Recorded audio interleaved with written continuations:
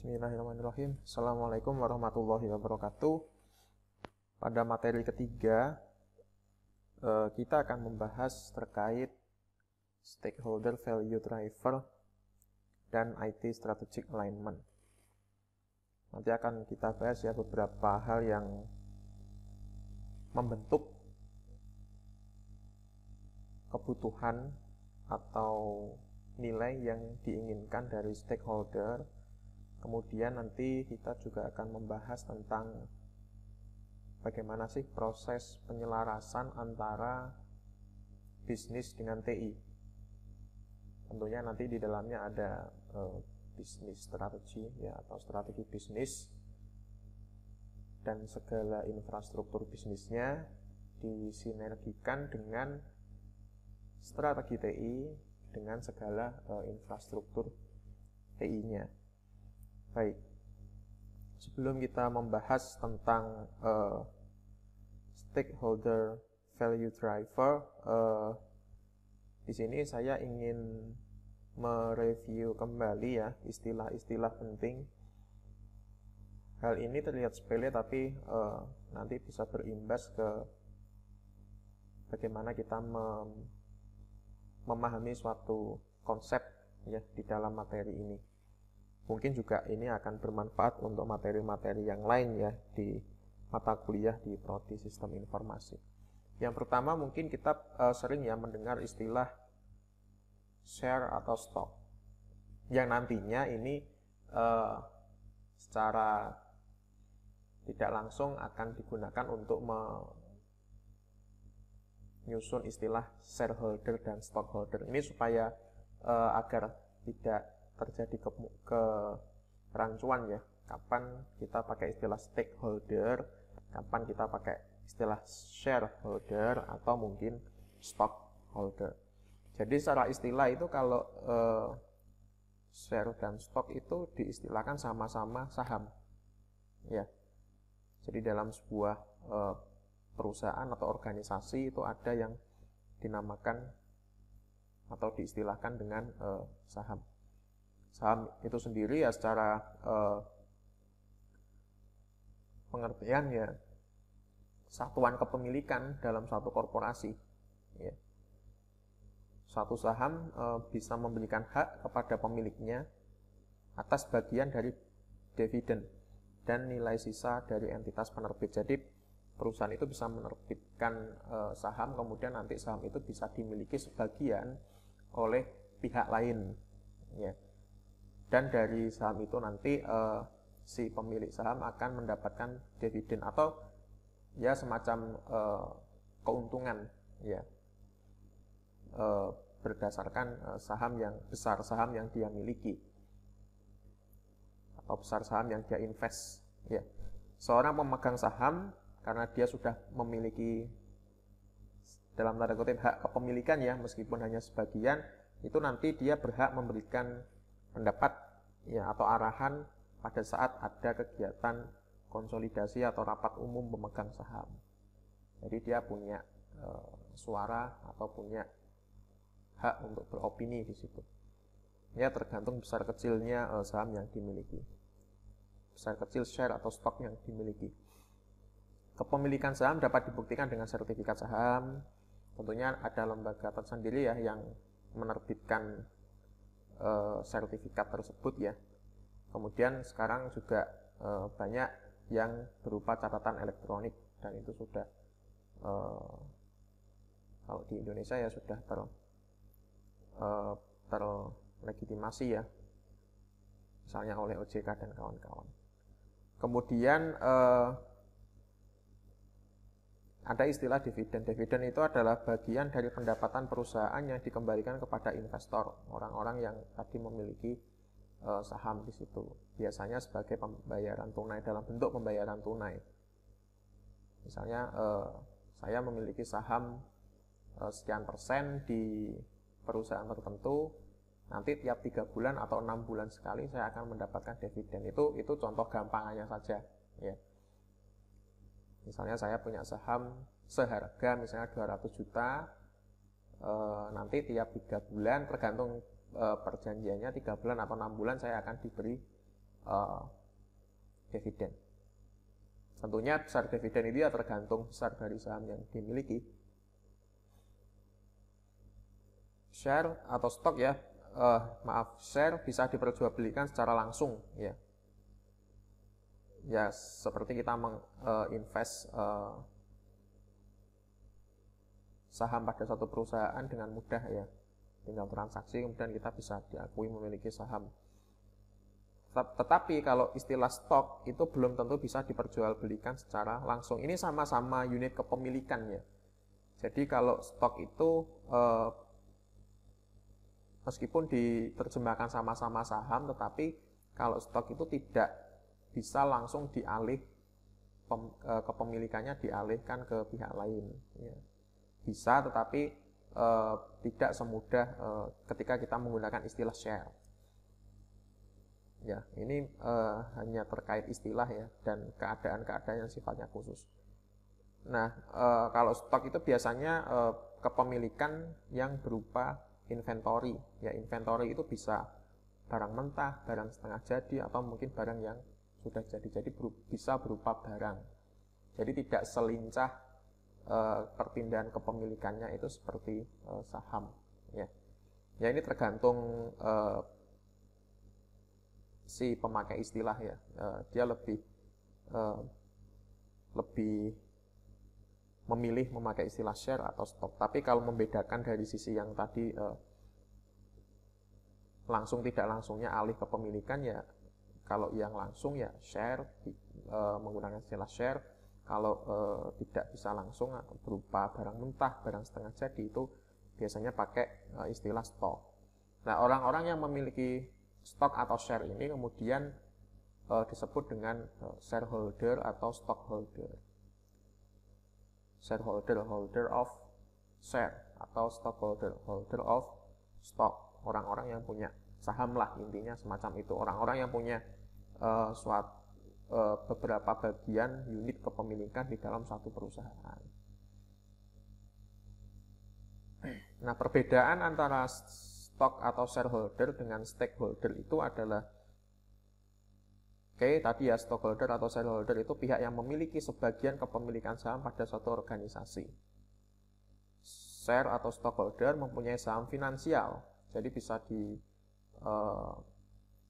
sebagai finansial ya di perusahaan. Sedangkan stakeholder hanya memiliki kepentingannya saja. Maksudnya adalah dia berimbas secara tidak langsung ya terkait finansial tersebut. Yang merasakan naik turun dari sisi finansial itu ya share dan stockholder. Kalau stakeholder perusahaan itu tidak berimbas secara langsung atau bahkan tidak memiliki sama sekali ya. Ya nanti ada contohnya ya, stakeholder itu seperti karyawan, staff, pelanggan, ya, supplier, keluarga karyawan dan lain sebagainya. Kalau shareholder atau stockholder itu ya para investor atau para pemilik saham. Kemudian share atau stockholder itu juga bisa loh berperan atau switch menjadi stakeholder, kan bisa ya pemilik saham tapi juga dia menduduki jabatan tertentu sebagai karyawan pada fungsional tertentu di sebuah perusahaan. Tapi sebaliknya ketika kita berada di sudut pandang stakeholder, dia belum tentu dia merupakan shareholder. Ya ini hanya beralih fungsi saja ya. Shareholder atau stockholder akan terkena dampak langsung atas apa yang terjadi pada perusahaan, sedangkan stakeholder bisa saja terkena tetapi tidak langsung ya, atau bahkan tidak terkena sama sekali ya. Mungkin setelah beberapa proses dia baru merasakan misalnya pengurangan karyawan, mungkin tidak dapat THR misalnya itu ya, atau mungkin pemutusan kontrak kerja, atau ganti supplier dengan pihak lain ya, atau dia sebagai pelanggan misalnya tiba-tiba harganya naik. Itu kan tidak secara langsung ya dampaknya ke stakeholder. Stakeholder memiliki tanggung jawab dan pengaruh terhadap apa yang terjadi pada perusahaan karena operasionalisasi perusahaan. Sedangkan shareholder hanya terkena dampaknya saja. Kemudian ini logis saja ya, karena kalau stakeholder dalam definisi ini dicontohkan sebagai karyawan, staf, pelanggan, kemudian supplier, dia kan yang sebagai fondasi harian ya berjalannya suatu perusahaan. Kalau shareholder ya terkena dampaknya berupa apa? Ya nanti dia secara finansial tidak ada dividen atau mungkin tidak ada profit yang masuk ke dia. Kemudian shareholder memiliki sebagian dari perusahaan, oke, sedangkan stakeholder tidak seluruhnya memiliki atau bahkan mungkin tidak memiliki sama sekali. Ya. Beberapa contoh stakeholder tadi sudah saya sampaikan. Kemudian ada beberapa contoh ya organisasi secara umum yang hanya memiliki stakeholder tanpa shareholder sama sekali. Misalnya universitas negeri, ya kita bisa menyebutkan stakeholdernya adalah dosen, mahasiswa, administrator, staf. Ya. Beda lagi kalau skopnya kita perluas ya yayasan misalnya. Yayasan yang memiliki unit bisnis suatu universitas privat ya atau swasta. Nah, itu beda lagi ya sudut pandangnya. Nah, itu hanya untuk memperjelas konsep tentang stakeholder dan stock atau shareholder. Ya. Oke, sekarang kita masuk ke pembahasan terkait apa sih yang mendorong munculnya suatu kebutuhan atau manfaat yang diharapkan dari stakeholder. Nah, stakeholder di sini diistilahkan tadi ya sesuai dengan definisi tadi. Bisa kebutuhan yang atau value yang sifatnya internal, mungkin muncul dari karyawan atau mungkin dari manajemen atau dari supplier yang membutuhkan sesuatu yang lebih cepat, lebih murah, lebih bagus ya, lebih transparan misalnya. Atau dari sisi eksternal, yaitu dari supplier tadi eksternal ya. Misalnya dari eksternal supplier atau mungkin customer menginginkan suatu kemudahan dalam bertransaksi misalnya. Itu beberapa contoh manfaat yang mungkin diharapkan dari suatu organisasi yang menghasilkan suatu barang, jasa atau mungkin layanan tertentu ya. Pada dasarnya stakeholder mengharapkan keuntungan, artinya adalah imbas positif ya atau dampak positif bagi dirinya sendiri dari atau melalui aktivitas yang ditopang oleh teknologi informasi. Pihak direksi dibantu oleh perancang dari pihak manajemen biasanya harus memahami bahwa implementasi TI itu ditentukan oleh kebutuhan yang diinginkan oleh stakeholder, jadi bukan inisiatif murni dari para pihak direksi atau board of director. Mereka juga secara ideal juga harus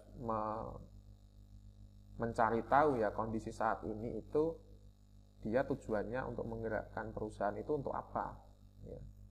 Fondasinya ada di mana, misalnya fondasinya ada di customer, karena nanti kalau semakin banyak customer maka dividen atau keuntungan yang bisa masuk ke dia semakin tinggi misalnya, atau brandnya dia akan semakin meningkat misalnya ya. Nah itu pihak direksi harus punya kesadaran semacam itu, jadi bukan karena keinginan pribadi atau keinginan yang sifatnya sensasional saja.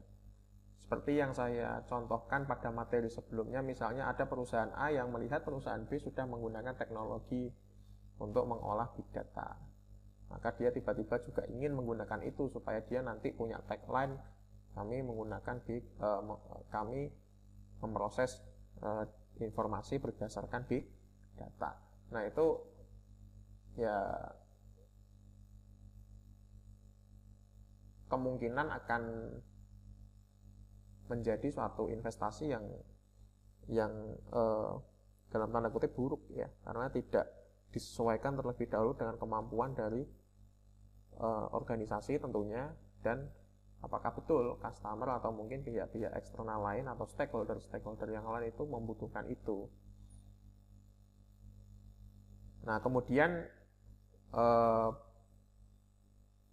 perlu ada analisis ya kebutuhan stakeholder. Ini biasalah ya, bisa observasi, interview, evaluasi. Intinya adalah supaya mendapatkan umpan balik. terkait kondisi existing dari suatu perusahaan atau organisasi, apakah perlu ditopang dengan teknologi informasi atau mungkin sebelumnya sudah menggunakan teknologi informasi yang perlu ditingkatkan atau diimprove.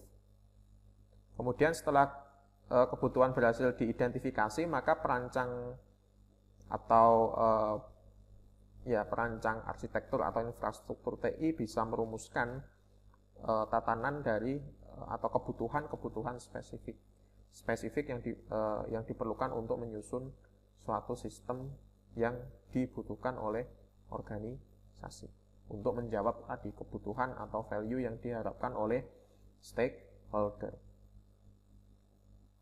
Nah, namun sebelumnya harus dipastikan bahwa kebutuhan yang didapatkan dari stakeholder benar-benar selaras dengan tujuan organisasi. Jadi ini yang namanya kebutuhan atau harapan ideal dari berbagai macam pihak itu kan pasti ya bagus-bagus ya. Maka para pihak dewan direksi dan perancang nanti perlu juga berkaca ya, apakah impian atau harapan dari para stakeholder itu betul-betul bisa diwujudkan dengan kapabilitas perusahaan atau organisasi saat ini. Tentunya terkait dengan aktivitas atau tujuan yang bisa ditopang dengan teknologi informasi. Yaitu berkaca atau self evaluation, apakah umpan balik yang didapatkan dari para stakeholder itu mampu diselaraskan dengan tujuan dari organisasi atau perusahaan pada awal pendiriannya. Kalau memang masih make sense atau masih mungkin untuk diparalelkan atau diselaraskan, ya silahkan untuk dieksekusi. Namun kalau tidak ya tidak perlu dipaksa, karena ini intinya adalah ada pada penentuan value ya, pendorong apa sih yang dibutuhkan oleh stakeholder itu, ada tahapan-tahapan ilmiahnya untuk menentukan. Ya selayaknya ketika kalau kita berbicara sistem kecil ya, maksudnya perangkat lunak misalnya, itu kan juga sebetulnya kita juga di dalam metode di keilmuan rekayasa perangkat lunak itu kan juga ada istilahnya adalah penjaringan nilai ya melalui analisis dan perancangan ya perangkat lunak. Nah itu kan sebetulnya itu adalah praktik mikro dari value delivery. Maksudnya adalah di situ di latar belakang pembuatan suatu perangkat lunak itu kan pasti dimotivasi oleh adanya kebutuhan ya, yang diharapkan dari para calon end user atau pemakai, atau yang mungkin akan terbantu dengan perangkat lunak itu nantinya. Bisa perusahaan, bisa organisasi atau pihak-pihak tertentu atau unit tertentu. Nah, value delivery-nya apa? Value delivery-nya ya bukan perangkat lunaknya jadi, tetapi dampak dari pemakaian perangkat lunak itu namanya value delivery. Jadi ada manfaat yang betul-betul dalam tanda kutip ya dirasakan, tapi teknisnya adalah ada dampak yang terukur. Ya, tentunya dampaknya dampak yang positif ya. Misalnya pekerjaan menjadi lebih cepat. Ya. Nah, software itu kan hanya bentuk dari requirement atau infrastruktur yang dibutuhkan ya, yang nanti akan mendeliver manfaat tadi. Manfaatnya bukan softwarenya jadi, bukan. Tetapi apakah melalui software itu ada manfaat yang bisa dihasilkan, misalnya ya manfaat yang dihasilkan apa ya, di awal ketika kita menganalisis kemunculan value pertama kali tadi, Anda mengharapkan apa? Mengharapkan pekerjaan saya menjadi lebih cepat, mengharapkan pelanggan saya nanti bisa bertransaksi lebih cepat, mengharapkan data dari pelanggan saya itu tidak gampang hilang misalnya, mengharapkan sistem yang saya miliki selama ini terintegrasi dengan cryptocurrency misalnya. Nah, itu harapan-harapan yang muncul dan dideliver melalui produk atau requirement yang dihasilkan pada akhirnya nanti. Pada intinya semacam itu, ya. Kalau masalah teknis, arsitektural atau mungkin infrastruktur, komponen-komponen penyusun sistem informasi itu kan ya banyak sekali, mulai software, hardware, atau mungkin data store atau data warehouse-nya atau jaringan komunikasi, internet, itu kan memang ada keilmuannya sendiri untuk mendalami itu secara teknis, ya. Tetapi di sini fokusnya adalah di tata kelola ini adalah yang sudah kita singgung ya kemarin adalah value delivery, yaitu ada manfaat yang terukur dari pemanfaatan atau investasi teknologi informasi di dalam sebuah perusahaan atau organisasi. Nah, ini contoh saja ya, contoh arsitektural atau tahapan ya, atau tatanan seperti apa sih proses ekstraksi value atau manfaat dari stakeholder. Ada yang mempunyai value analysis, ada yang nanti menyebutnya sebagai analisis kebutuhan dan seterusnya. Pada intinya adalah bagaimana kita bisa mengkonversi kebutuhan-kebutuhan dari stakeholder itu menjadi sebuah arsitektural atau identifikasi infrastruktur yang dibutuhkan untuk menopang nanti ya sistem informasi yang dibutuhkan. Itu terkait value driver dalam konteks tata kelola TI. Bisa diawali dari keadaan di mana organisasi itu belum memiliki sistem informasi sama sekali, bisa diawali di mana kondisi existing dari perusahaan itu sudah memiliki sistem informasi sebelumnya. Ya, intinya semacam itu. Tapi kalau dilihat sekilas ini kan kayak pengembangan perangkat lunak ya. Tapi lebih dari itu ya ini. Perangkat lunak tadi hanya saya contohkan unit kecil ya, atau analogi terkait bagaimana sih mengekstrak manfaat atau menjaring harapan dari stakeholder. Ya, secara metode ilmiah dimanapun kalau dianalogkan ya semacam ini ya, yang pada akhirnya adalah secara arsitektural nanti bisa diimplementasikan ya. Kemudian nanti value stream itu artinya adalah ada manfaat yang terukur tadi ya, atau value delivery ya. Baik.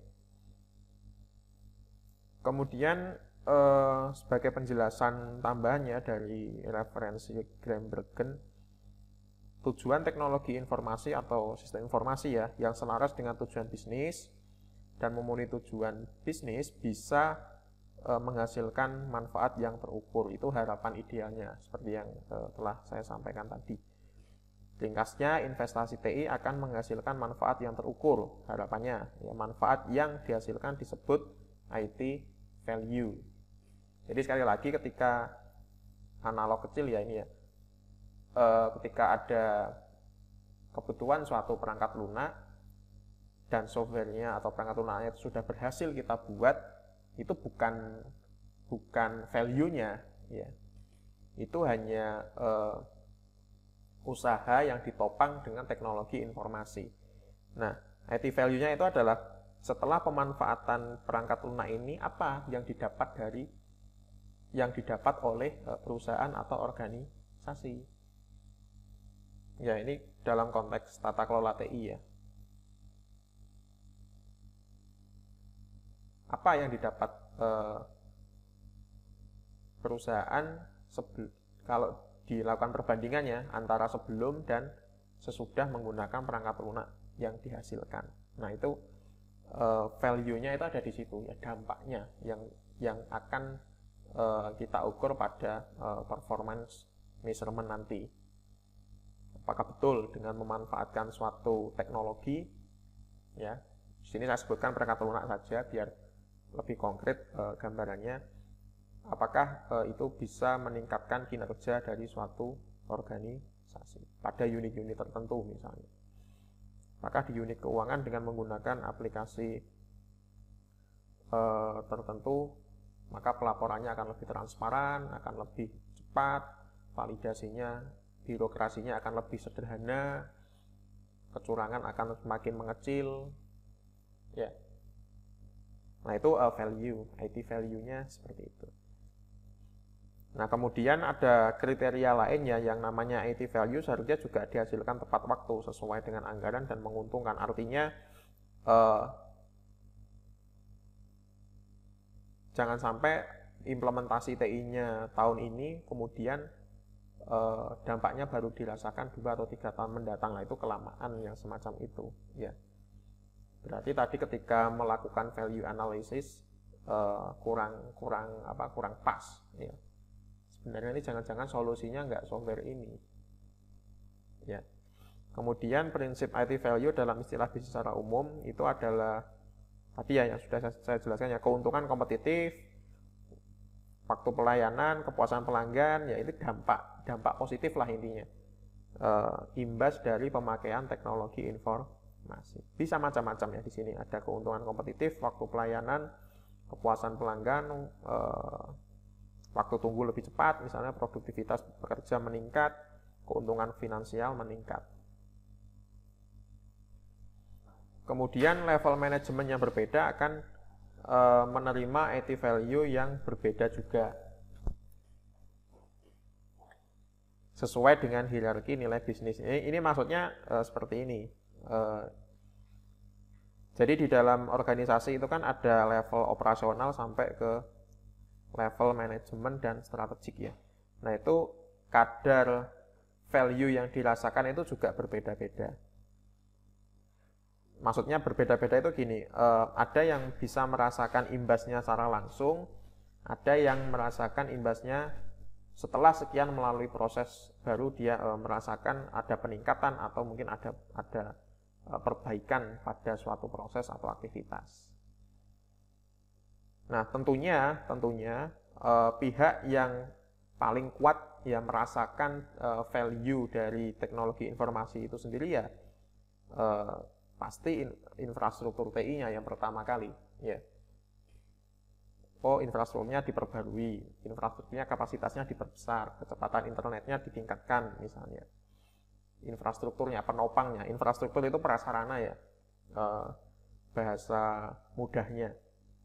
Sarananya apa? Sarananya aplikasi tertentu misalnya. Nah itu layer kedua, pihak yang merasakan imbas dari investasi TI. Ada layer ketiga yaitu bagian operasional misalnya, ya bagian teknis misalnya, ya operatornya, kemudian adminnya, PIC-nya, validatanya.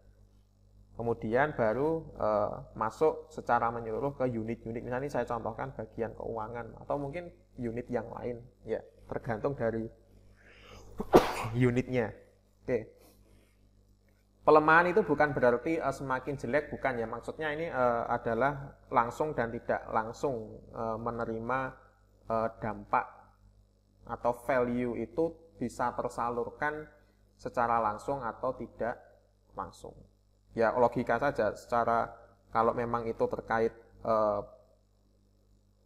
investasi TI ya berarti kan ada pengadaan secara infrastruktur ya terkait teknologi informasi yang terkena dampak peningkatan dari sisi kualitas ataupun kuantitas ya dari infrastrukturnya dulu pasti kalau diukur ya. Oh infrastrukturnya berubah. Oh nanti dari sisi sarananya, sarana di sini kan gini, prasarana itu adalah penopang dari suatu media atau sarana. Nah, sarananya apa? Sarananya kan bisa berupa aplikasi atau sistem, ya, atau web apps. Nah, kemudian ke atas lagi bagian operasional, ya mungkin tadi ya, bagian-bagian yang berinteraksi langsung dengan aplikasi. Kalau petugas sales atau penjualan ya, atau produk, bagian produk ya, dengan aplikasi atau sistem yang baru dia bisa menghasilkan produk lebih banyak atau lebih cepat, atau bisa mengenalkan produknya ke pasar lebih cepat, lebih efisien misalnya. Baru nanti yang paling akhir mendapatkan imbasnya adalah pihak atau unit-unit tertinggi, misalnya bagian keuangan. Oh, setelah diukur-ukur dalam 1 bulan ternyata pendapatannya bertambah, ya, kemudian pendapatan per employee-nya ketika dihitung-hitung juga bisa kok ditambah, gajinya bisa naik, misalnya semacam itu. Ya, intinya di situ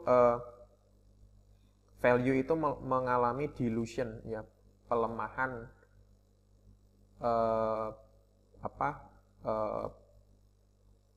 value stream pada value streamnya atau value delivery-nya.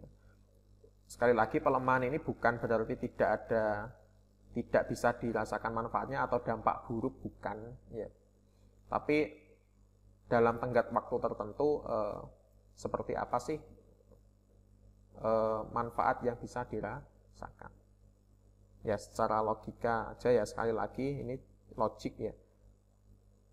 Dimulai dari infrastruktur TI, aplikasi TI, kemudian personal yang ada di bagian personalia yang di bagian operasional, kemudian baru nanti setelah sekian proses dari sisi keuangan baru bisa dikalkulasi. Baik, kemudian itu tadi ya terkait value stream ini untuk menjembatani itu ya, strategic alignment ya. Artinya TI dan bisnis selaras atau sinergi. Di sini hubungan antara bisnis dan TI kalau dilihat dari tujuannya adalah mereka saling itu ya, saling berhubungan ya. Maksudnya di sini adalah kalau kita lihat dalam konteks sarana prasarana atau support, siapa yang menjadi support dan menyupport apa, bagian yang ingin dicapai oleh TI itu mendukung apa yang ingin dicapai oleh bisnis secara umum, ya. Misalnya bisnis menginginkan ada peningkatan revenue atau pendapatan, maka IT goal-nya juga mengarah atau mendukung ya, meskipun secara tidak langsung ada kata-kata revenue ya di IT goal-nya, tetapi di sini dia mungkin bisa mempercepat transaksi misalnya, karena dengan cara mempercepat transaksi nanti revenue dari bisnisnya bisa meningkat juga, misalnya semacam itu. Maka inilah yang disebut dengan saling support ya, saling support. Nah, maksud dari drive ini adalah apa yang menjadi tujuan dari bisnis itu menentukan tujuan dari TI. Jadi dia adalah penentu ya. Dia penentu. Dia menyetir ya. Menyetir, kemudian mengawasi, kemudian berusaha menempatkan IT goal supaya nanti dia bisa support ke bisnis goal-nya. Ya. Jadi ada hubungan timbal balik di sini. Drive ini artinya adalah supaya IT goal yang didefinisikan oleh unit TI itu ya betul-betul support ke bisnis goal. Jadi ini loh saya sebagai bisnis punya tujuan A, B, C, D. Yo, silahkan dari unit TI menentukan tujuannya yang dalam konteks ini dalam konteks ini betul-betul mendukung pencapaian dari bisnis goal. Nah, ini yang kelama-kelamaan nanti akan menjadi sesuatu yang bersifat efisien ya. Maksudnya apa yang diinvestasikan itu ya betul-betul langsing. Maksudnya tidak terlalu gemuk atau menghambur-hamburkan anggaran ya. Betul-betul apa yang dibutuhkan oleh bisnis itu terjawab dengan adanya implementasi atau investasi TI. Nah, di sini disampaikan tujuan bisnis berfungsi untuk mempertahankan reputasi dan kepemimpinan organisasi, berposisi sebagai penggerak atau penentu ya, atau pengarah tujuan TI. Tujuan TI berfungsi untuk memastikan layanan TI mampu mencegah dan memperbaiki kerusakan. Maksudnya adalah kerusakan di sini maksudnya adalah kekurangan-kekurangan yang selama ini dianggap menghambat pencapaian dari bisnis goal. Ya. Semacam itu. Nah, ini beberapa contoh ya, cascade atau pembagian ya, perancah dari tujuan dan sasaran sebuah organisasi pemerintah ya. Di situ satu organisasi pemerintah memiliki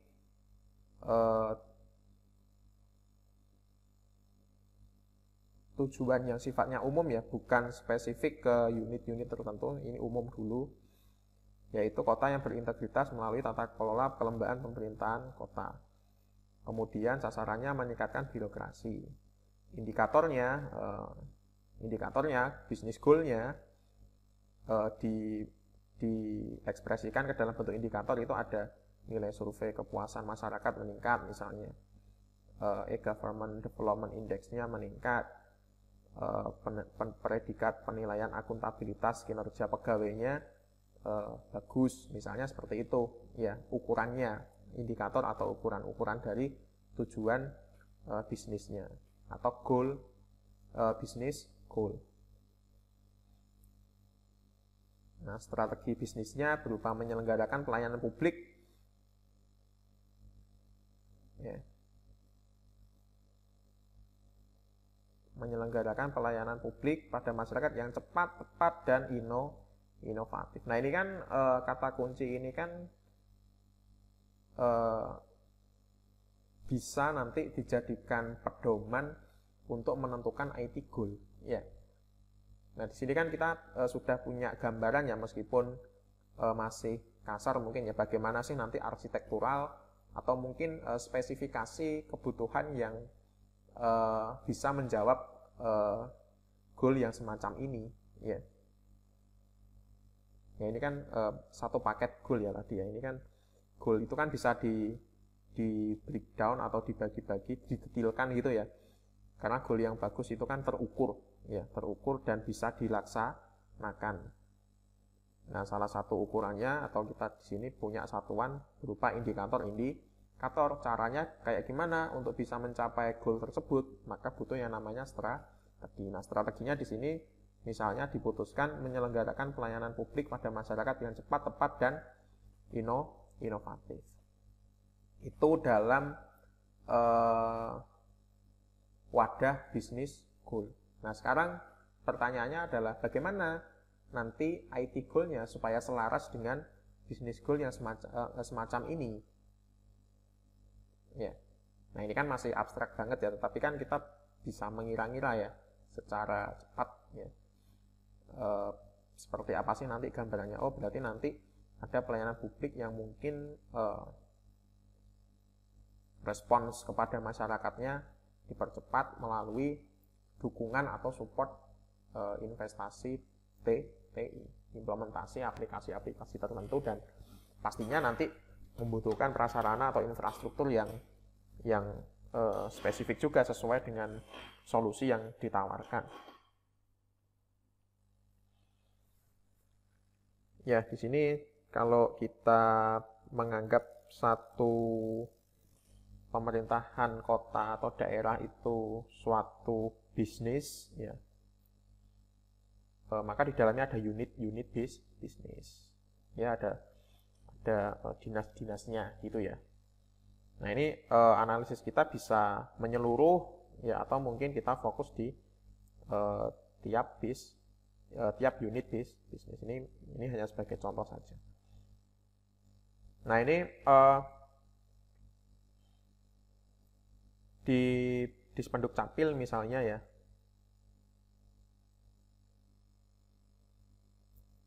ketika dianalisis ternyata ada kebutuhan ketika dispesifikasikan ya, secara bisnis goal ya, dispesifikkan ternyata ada beberapa kebutuhan ya. Misalnya baik dari layanan, kemudian layanan itu nanti butuh informasi atau data apa saja ya. Ini kan kebutuhan ya, pastinya ini dalam layanan-layanan ini dalam rangka tadi ya, untuk mengidentifikasi bagian mana sih yang perlu dipercepat. Tadi kan sasaran atau statement goal-nya yang satu paket mulai dari tujuan, sasaran, indikator, dan strategi itu kan mempercepat layanan kepada masyarakat. Nah, kita perlu mengidentifikasi dulu kondisi existing. Misalnya di salah satu unit bisnisnya itu ada layanan-layanan semacam ini yang berinteraksi langsung dengan masyarakat ya. Kemudian kita spesifikkan informasinya yang dibutuhkan apa, datanya seperti apa, misalnya semacam itu ya. Untuk nanti kita bisa tahu arsitektural dari pengimplementasian TI-nya itu seperti apa. Nah, ini kemudian ini di bypass gitu aja ya. Kebutuhan TI-nya, kemudian untuk yang saat ini belum punya ini ya, Lampit misalnya, di Dispenser Dukcapil pada saat itu belum punya sistem pelaporan lahir, mati, pindah, datang misalnya. Nah, ini solusinya adalah dibangun baru dan dikembangkan hingga ke tingkat e-desa. Intinya adalah mereka butuh web apps ya. Tapi kan sekali lagi itu kan bukan nilai manfaat sesungguhnya itu bukan dibangunnya ini ya. Tidak berhenti dari sini dulu, ini analisisnya nanti tetap berlanjut ya. Ketika solusinya semacam ini, nanti dari sisi people kita butuh siapa saja. Dari sisi prosedur, aturan atau aktivitas yang perlu dilakukan seperti apa. Apakah aktivitas manual yang selama ini terjadi itu perlu direvisi ya. Perlu, kalau dari kacamata bisnis proses, apakah perlu diimprove ya dengan adanya sistem ini. Kemudian infrastrukturnya yang dibutuhkan apa saja ya kan ya. Kemudian unit ukurnya atau KPI-nya itu apakah ada perubahan atau perlu bikin baru karena ada sistem baru yang mungkin saja proses atau aktivitasnya juga akan berubah, bisa lebih singkat, lebih sederhana. Nah, kan sakitnya tadi kan akan laporan kinerjanya kan akan indikator-indikator atau satuannya kan akan berubah juga, ya kan ya. Nah, itu ini hanya gambaran singkat saja ya terkait value stream tadi. Nah, ini kemudian arsitekturalnya dimulai di reka ya, maksudnya dirancang ya. Oh, ternyata ada beberapa stakeholder nih yang harus atau yang bisa masuk ke dalam platform tertentu. Misalnya ini hanya contoh saja ya. Kemudian dari sisi infrastruktur prasarana apa saja sih yang dibutuhkan. Nah, ini nanti dari sisi arsitekturalnya kan nanti akan menghasilkan suatu paket-paket pekerjaan ya. Tapi itu masih jauh ya paket-paket pekerjaan. Kita kan kalau bicara paket pekerjaan kan seolah itu sudah di-approve dan sudah ready gitu ya untuk diimplementasikan. Padahal untuk mengimplementasikan TI itu butuh kesadaran bagaimana sih cara mengelola nantinya ya. Ya tadi terkait people-nya siapa saja, prosedurnya apa saja yang perlu disiapkan. Jadi ceritanya masih panjang ya. Jadi enggak oke, butuhnya ini kita beli router, server, enggak ya. Tunggu dulu. Ada bagian lain yang perlu disiapkan ya. Supaya apa? Supaya nanti bisa terukur ketika kita sudah menyiapkan misalnya infrastruktur semacam ini, value apa yang ingin ditransfer atau di-delivery ke bisnis goal tadi ya. Apakah bisnis goal-nya tadi yang katanya ingin meningkatkan ya mempercepat lah tadi ya, mempercepat, apakah itu betul-betul mempercepat atau tidak. Ya, makanya nanti ada butuh beberapa hal. Belum lagi kita memikirkan risiko-risiko yang kemungkinan akan terjadi. Kemudian kita perlu juga prosedur atau aturan main sehingga resource yang akan kita adakan ini juga ke depannya, jangka panjangnya itu bisa terawat. Ya. Lalu kita butuh bercermin juga anggaran yang ada saat ini yang dimiliki oleh organisasi atau perusahaan itu mampu nggak untuk mengeksekusi yang semacam ini. Siapa nanti yang bertanggung jawab misalnya, siapa yang diserai tanggung jawab untuk mengawasi ini semua secara harian. Apakah bupati atau wali kota atau mungkin dewan direksi yang mengawasi ini? Kan tidak. Kalau dari konsep tata kelola yang pada awal materi kita bahas kan bukan itu yang bukan itu yang mengawasi secara harian, ya kan ya. Yang bertanggung jawab memang mereka, tetapi apakah day to day activity-nya, apakah mereka yang mengawasi? Tentunya tidak. Ada pihak-pihak manajemen yang nanti perlu diatur. Kalau ada kendala, siapa yang membuat keputusan? Nah, itu kan juga perlu dipikirkan juga.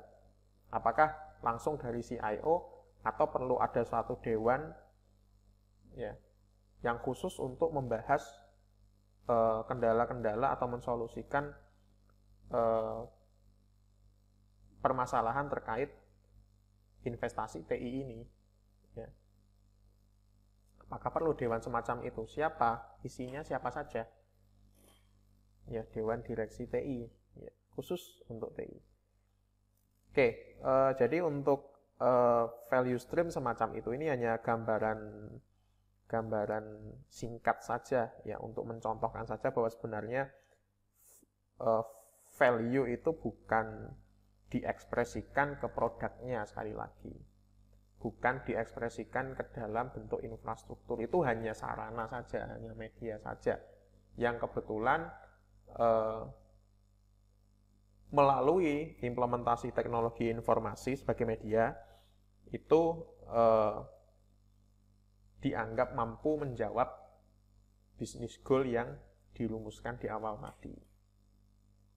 Nah, karena di dalam implementasi TI itu ada informasi, ada data, kemudian ada security yang perlu dipertimbangkan.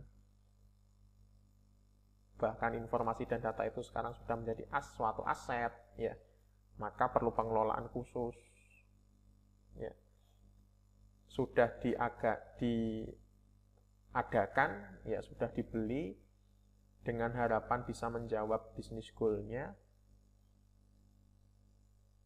Ya, harus ada suatu aturan yang menata supaya infrastruktur itu, aplikasi-aplikasinya, atau mungkin pihak-pihak yang berinteraksi langsung dengan produk TI tersebut itu tidak sembarangan memanfaatkan. Ya, dari sisi sekuritas atau risiko, yaitu yang paling utama. Kemudian efisiensi, penghematan, perawatan dari komponen-komponen penyusun dari infrastruktur maupun aplikasinya. Intinya jelas bagaimana sih penanganan dari hal-hal kecil yang nantinya secara besar akan membentuk suatu sistem informasi yang menopang aktivitas dari bisnis atau organisasi sehingga dia bisa mencapai tujuan.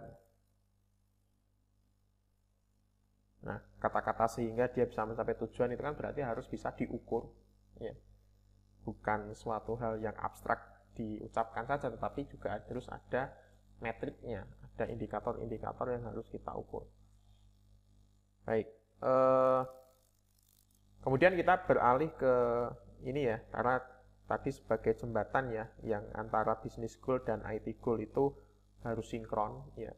IT goal itu mensupport business goal mendrive atau menentukan seperti apa sih postur dari IT goal-nya.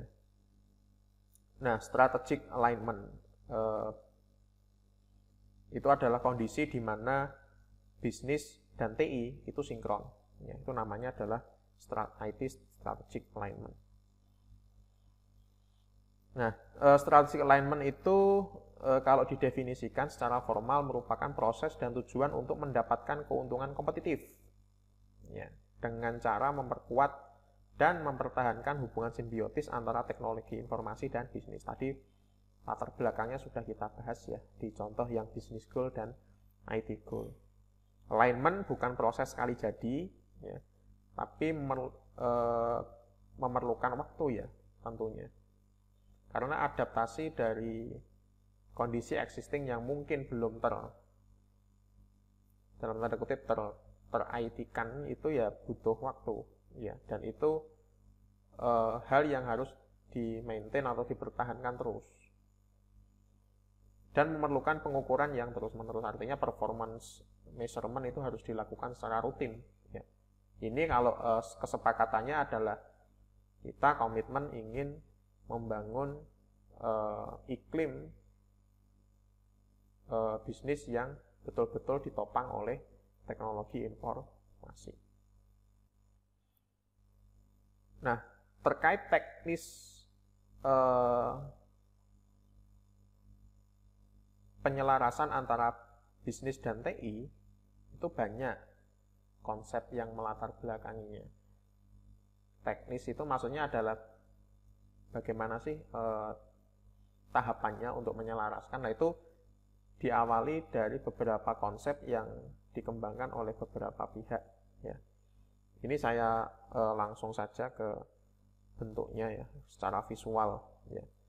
Di sini ada yang disebut dengan SAM 2x2 matrix, ya, strategic alignment model, ya, SAM itu ya, dengan matriks 2x2. 2x2 itu maksudnya gini, bahwa secara visual sebuah organisasi itu di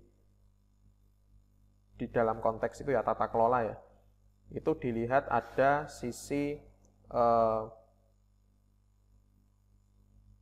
eksternal dan ada sisi internal. Ya, ini eksternal internal ini bukan berarti satunya di luar satunya di dalam, enggak. Maksudnya kalau dari sudut pandang pihak-pihak operasional atau manajemen, ada yang sesuatu yang mereka itu tidak bisa memutuskan, ya, itu yang hal-hal yang sifatnya strategik, ya. Nah, mereka kan beroperasinya kan dari sisi ini, ya, fungsional ini, ya, operasional. Nah, kita sebut saja itu eksternal dan internal.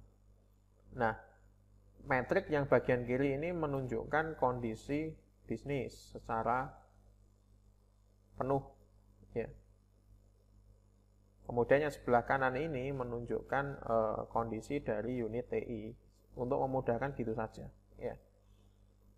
Jadi misalnya ini Universitas Brawijaya sebelah kiri, sebelah kanannya itu di dalam Universitas Brawijaya ada unit TI, pusat TIK misalnya.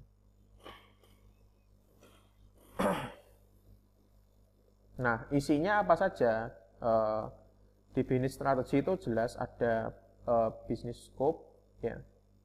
Ketika kita berbicara terkait perencanaan bisnis itu kan pasti harus jelas ya, ruang lingkup bisnisnya seperti apa, tata kelola bisnisnya seperti apa, kemudian kapabilitas yang menonjol atau yang diunggulkan itu seperti apa sehingga dia berbeda dari kompetitornya.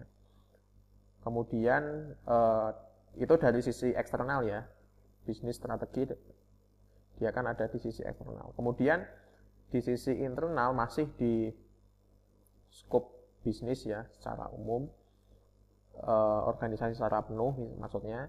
Dari sisi internal itu ada pastinya di dalam sebuah organisasi itu pasti ada aktivitas-aktivitas yang dijalankan sesuai dengan unit bisnisnya masing-masing, ya. Misalnya ada unit bisnis, unit keuangan, ada unit SDM, ada unit TI nantinya ya, unit TI nanti ya di sebelah kanan ini ya kita bahasnya. atau mungkin ada unit-unit yang lain sesuai dengan struktur organisasinya. Kemudian juga di situ ada sumber daya manusia ya, maksudnya orang-orang yang dianggap berkompeten untuk melakukan proses tersebut. Kemudian ada aturan-aturan yang sifatnya administratif ya, sebagai baseline aktivitas yang mereka lakukan di sisi internal, maksudnya dari sisi itu ya operasional gitu ya. Nah, dari sisi unit TI ya, dari sisi eksternalnya analoginya hampir sama ya dengan bisnis yang memayunginya. Pastinya dari sisi IT-nya dia punya scope teknologi, maksudnya ya dia punya batasan lah. Kemarin kan di materi sebelumnya sudah kita bahas ya bahwa ya yang namanya teknologi ya seharusnya yang paling canggih yang bisa kita miliki, tetapi apakah itu mampu untuk diadakan oleh perusahaan atau organisasi kita? Apakah itu betul-betul nanti bisa menopang tujuan dari bisnis kita? Apakah itu nanti bukannya over estimate ya, terlalu canggih misalnya, bahkan ke arah menghambur-hamburkan anggaran. Nah, itu pasti punya teknologi scope ya di situ. Lalu ada systematic competencies. Intinya adalah setiap teknologi pasti membutuhkan keterampilan atau keahlian tertentu yang sifatnya melekat ya, maksudnya ada teknologi yang ya harusnya harus dioperasikan hanya dengan orang-orang yang punya skill tertentu ya, dan dia betul-betul memiliki fungsi yang jelas, yaitu systematic competencies. Kemudian diharapkan dia juga punya aturan administratif ya, di sini tata kelola TI-nya ya. Itu dari sisi strategi. Kemudian dari sisi operasionalnya, eksternal ya maaf. Kemudian dari sisi operasionalnya, yaitu dari sisi infrastruktur dan proses, tentu ada arsitektural lah ya, maksudnya layouting atau rencana penataan komponen-komponen dari infrastruktur tersebut ya. Seperti tadi ya, peta jaringan tadi butuh router, butuh apa, nah itu kan penataannya juga harus dipikirkan. Kemudian ada proses juga, proses IT, maksudnya di sini adalah untuk mengoperasikan dari layer infrastruktur atau aplikasi, kemudian naik ke level operator, itu ada tahapan atau aturan main yang dirumuskan. Kemudian skills ya, ini sudah pastilah ya, tiap teknologi membutuhkan skill-skill khusus ya. Nah, integrasi ini nanti ya, maksudnya gini, mengapa ini perlu dijelaskan? Nah, integrasi nanti bisa berawal dari bisnis strategi dulu, kemudian turun ya. Maksudnya gini, analisis kita bisa kita awali dengan seperti apa sih bisnis strategi yang dimiliki saat ini, apakah dia sudah punya atau belum. Ya, kan ada toh ya, ada organisasi yang siap IT strateginya dulu, bisnis strateginya menyusul misalnya, kan ada, tidak menutup kemungkinan semacam itu. Atau bisnis strateginya dulu yang sudah matang, lalu apa yang perlu dilakukan supaya nanti supaya sinergi dengan TI-nya. Apakah langsung membuat IT strategi sehingga nanti bisa diperoleh suatu yang tadi ya, strategic alignment, atau kita bisa memikirkan ke bawah dulu nih, organisasional infrastruktur dan prosesnya dulu dimatangkan, baru nanti kita bisa nyantol ke IS infrastruktur dan proses. Jadi awalnya bisa macam-macam sehingga kemudian bisa dibagi-bagi ya. Saya langsung saja ya, ini semacam ini. Jadi alur berpikirnya nanti bisa dibagi-bagi. Ada kondisi yang sifatnya adalah strategi execution alignment, ada yang sifatnya teknologi transformation alignment, ada yang sifatnya alignment itu adalah service level alignment, ada yang sifatnya competitive potential alignment. Ya. Misalnya ada organisasi yang saya ini sedang butuh transformasi, sedang ingin mengimplementasikan suatu teknologi baru, ya. Intinya yang awalnya tidak pakai teknologi sekarang ingin menggunakan teknologi, misalnya bisa lah dipakai transformasi penuh kan ya, ini ya, pakai yang ini ya, teknologi transformasi alignment. Dia mendefinisikan dulu bisnis strateginya kayak gimana, kemudian mendefinisikan IT strateginya, baru nanti memikirkan IT infrastrukturnya. Dengan cara semacam ini alignment bisa terjadi ya. Kemudian ada yang dia tidak memikirkan IT strateginya. Intinya bagaimana supaya bisnisnya ini bisa ditopang dengan infrastruktur yang memadai, yang betul-betul mensupport apa yang dilakukannya selama ini. Nah, itu berarti kan dia lebih berpikir ke strategi execution alignment. Intinya bagaimana infrastruktur yang ada selama ini itu secara penuh bisa mendukung bisnis strategi dan organisasional infrastrukturnya. Mungkin untuk awalan semacam itu, nanti baru dia memikirkan untuk yang lebih matang, dia memikirkan IT strategi. Ya. Kemudian mungkin ada competitive potential alignment. Maksudnya adalah di sini dia tidak memikirkan untuk menambah infrastruktur baru ya di TI-nya. Dia ingin bergerak dari IT strategi ya. Karena ini dianggap sudah mumpuni atau mungkin cukup lah ya. Mungkin dia hanya perlu memperbaiki IT strateginya, kemudian diselaraskan dengan bisnis strateginya, baru nanti dia melakukan perombakan di organisasional infrastruktur. Yang ininya konstan ya. Konstan. Kemudian ada juga yang bisnis strateginya ini jangan diotak-atik lagi, maka dia bisa bergerak di penyusunan IT strategi dulu, kemudian mengadakan infrastruktur TI-nya, baru nanti ada penyesuaian di organisasional infrastrukturnya. Ya, bisnis strateginya tetap. Ya, seperti itu. Jadi pendekatannya bisa macam-macam ya. Ini yang saya silang-silang ini berarti dianggap dia konstanta ya. Bukan hal yang harus diubah. Di sini kan seharusnya ada organisasional infrastruktur, ini dianggap tidak bisa diotak-atik lagi ya. Maka pilihannya dia bisa melakukan penyelarasan dimulai dari bisnis strategi dan IT strategi, baru nanti dari kedua penyelarasan ini dia bisa menspesifikasikan infrastruktur yang dibutuhkan. Ya, semacam itu ya. Kalau yang sebelah ini kiri strategi execution itu ya, strategi TI-nya itu dianggap sudah oke ya. Selama ini strategi yang sudah dianggap baik, kemudian dia perlu melakukan perombakan atau perubahan di sini, bisnis strategi, lalu nanti merambat ke organisasional infrastrukturnya perlu ada penyesuaian, baru nanti dia bisa memutuskan IT infrastruktur seperti apa yang dia butuhkan. Atau kondisinya tadi IT infrastrukturnya ini cukup, pokoknya tidak perlu ada belanja barang lagi. Oke, berarti nanti IT strategi dan bisnis strateginya disesuaikan, baru nanti ada perombakan di organisasional infrastruktur.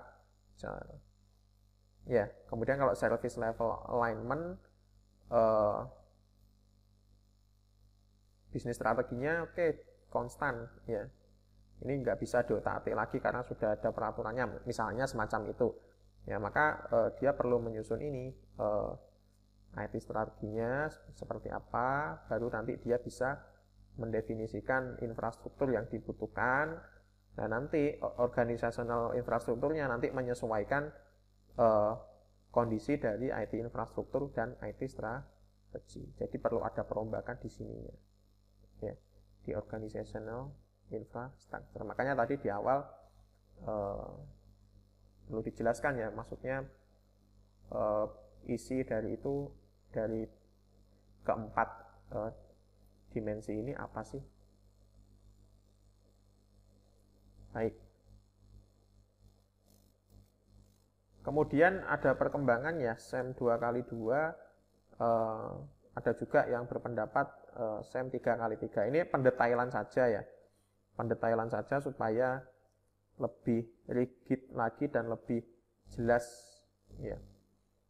Namun untuk penanaman konsep cukup kita memahami 2x2. Yang 3x3 ini aturan mainnya sama ya. Maksudnya cara memahami konsepnya juga sama saja. Kemudian dalam strategic alignment prosesnya itu ada yang sifatnya pendukung dan ada yang sifatnya penghambat ya. Enabler itu yang pendukung ya, pendukung proses strategic alignment, dan ada yang menghambat. Ya tentunya mendukung itu kalau kondisinya pimpinan mendukung keberadaan TI, tentunya itu ya sudah mutlak gitu. Kemudian pihak TI dilibatkan dalam penyusunan strategi CIO-nya atau yang mewakili unit TI diajak untuk melakukan strategic alignment tadi, sehingga ada suara atau opini yang disampaikan. Kemudian TI mengakomodasi bisnis, itu sudah pasti juga. Ada relasi antara bisnis dan TI. TI terprioritasasi dengan baik, maksudnya belanja kebutuhan TI itu juga harus ada prioritasnya. Jangan semua diadakan. Jadi sekali lagi ya prinsipnya, teknologi yang canggih, yang paling canggih itu memang yang paling bagus. Tapi apakah itu bisa kita beli dengan anggaran kita saat ini, atau memang betul-betul bisa membantu kita untuk mencapai tujuan yang diinginkan. Makanya perlu ada prioritasisasi. Lalu didukung dengan leadership. Maksudnya adalah pimpinan juga harus punya kesadaran atau punya ketegasan ya, bahwa aturan-aturan atau instrumen kebijakan yang nanti menjadi inti dari tata kelola ini juga harus ditegakkan, harus dijalankan. Ada reward and punishment misalnya. Nah, itu leadership. Ya, ada pencontohan juga dari pimpinannya bahwa dalam tanda kutip dia juga melek teknologi juga. Ya. Kemudian penghambatnya ya pasti lawan dari ini ya, dari pendukung ya. Tidak ada hubungan antara bisnis dan TI. TI tidak diprioritaskan, TI tidak menunjukkan hasil yang diharapkan, ya. TI tidak mengakomodasi bisnis, pimpinan tidak mendukung keberadaan TI tidak didukung dengan kepemimpinan yang baik. IT leadership ya di situ ya. Oke, kemudian di sini ada beberapa indikator ya, beberapa gejala yang menunjukkan bahwa strategic alignment itu berproses dengan baik ya. Ada 18 gejala ya, tentunya gejala-gejala ini idealnya ke-18 hal ini menurut Grimbergen dan Hayes diusahakan atau diupayakan agar muncul ya. Baik, mungkin untuk materi ini saya cukupkan sampai di sini ya, terkait strategic alignment. Tadi di awal kita sudah membahas terkait value stream atau value delivery ya. Kemudian terakhir kita membahas apa sih strategic alignment itu. Intinya strategic alignment itu istilah yang digunakan ketika ada kondisi di mana bisnis dan TI saling sinergi satu sama lain. Baik, mohon maaf kalau ada kekurangan dari saya. Wassalamualaikum warahmatullahi wabarakatuh.